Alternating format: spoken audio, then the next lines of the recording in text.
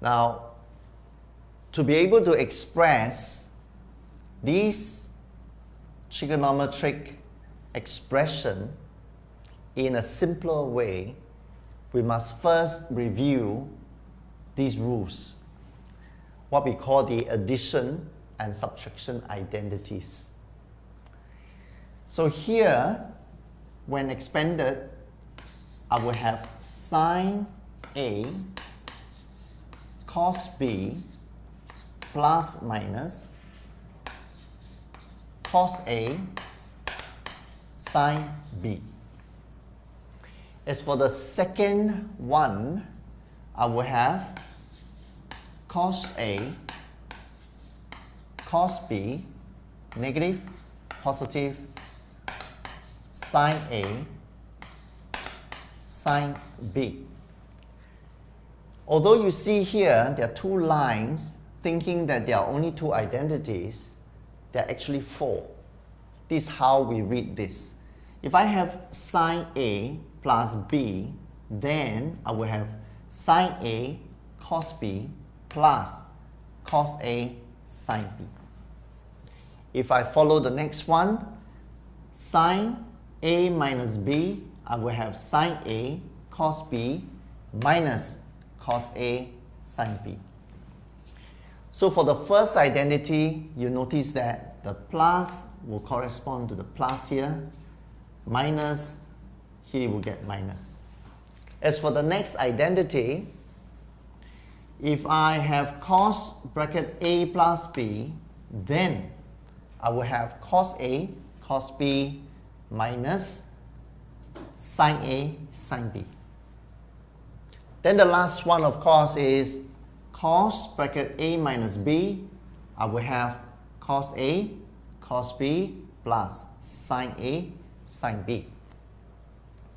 Now, how is this useful in the re-expression of a certain trigonometric expression?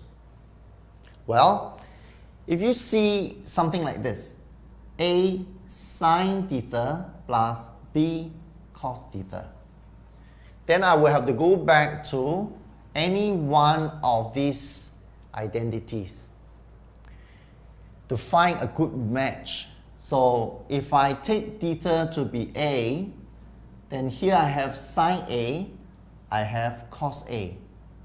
Because of the plus, I will take the plus here. So the general form will be sine bracket A plus B. Hence, you see the form taken here is sine bracket theta plus alpha.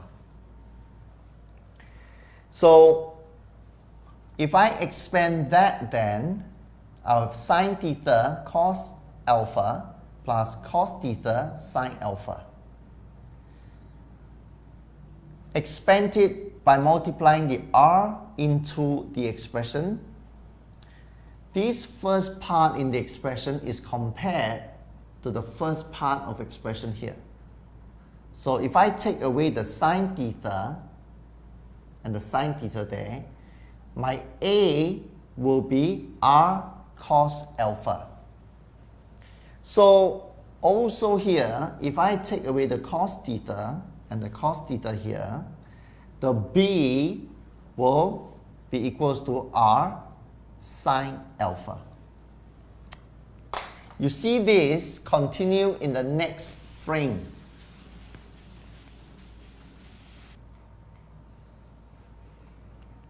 So these are the two equations we had before.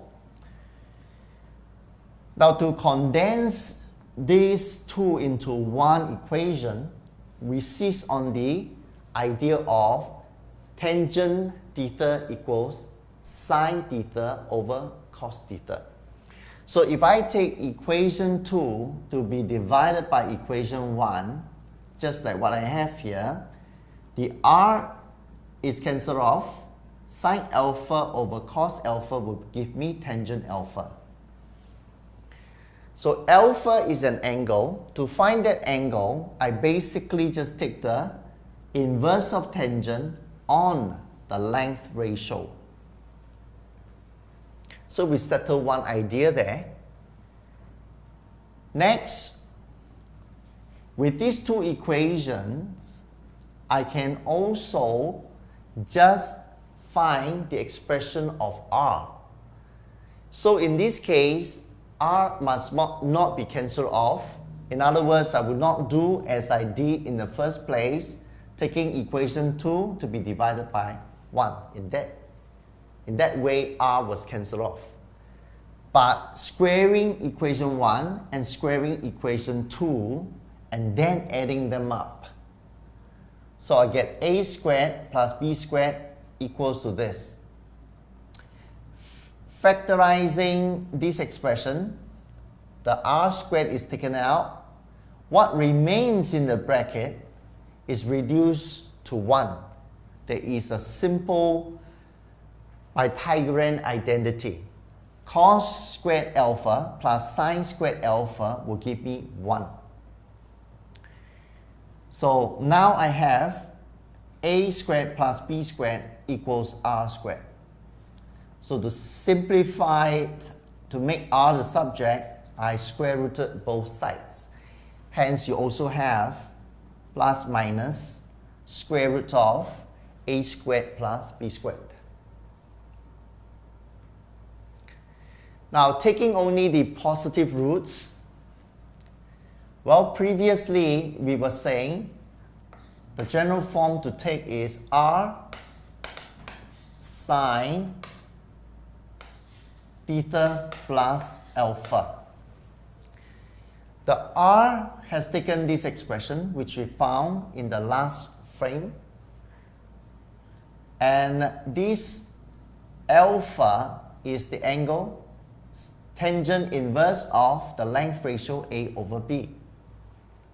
This is how from two terms you have reduced it to a single trigonometric term.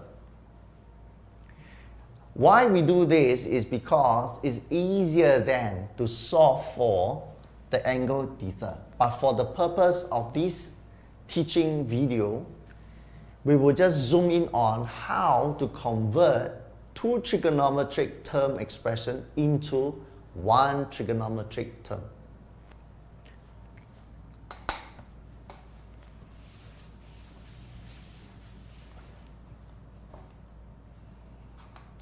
For this expression, sine theta comes first, followed by cos theta, but separated by negative. So I'll be thinking of the first identity. So the general form I want to take is r sine bracket theta minus alpha. So if I want to re-express this in a more detailed way, then r will be the square root of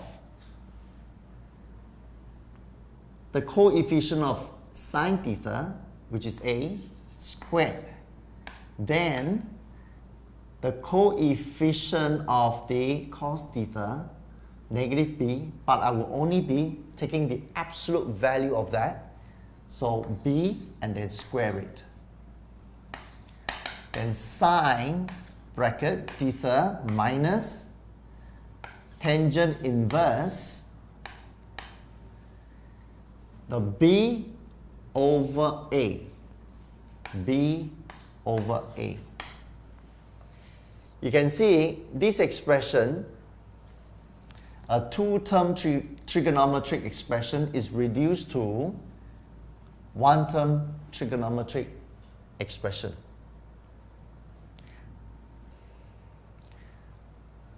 So for the next one, you have cos theta followed by sine theta. So you need to decide which identity that is best matching this expression given here. So I'll use the general form r cos. If this is going to be a positive, then I have theta minus alpha. The r expression is always the positive root of the square of the A and the square of the B added up.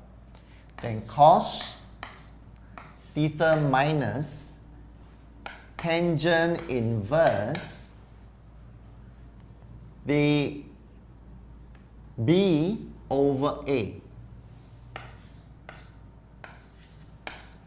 Basically, it is the coefficient of the second term over the coefficient of the first term. So B over A.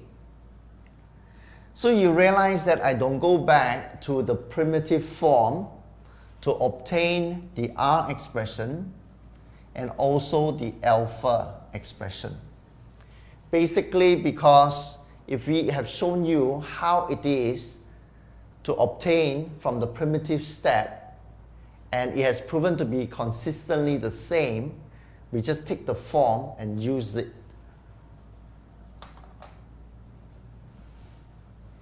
And the last one, you can see the cos theta comes first, followed by negative, then sine theta. The general form we want to take is R cos theta. If this is negative, that will be positive. So R is replaced by a positive root of A squared plus B squared,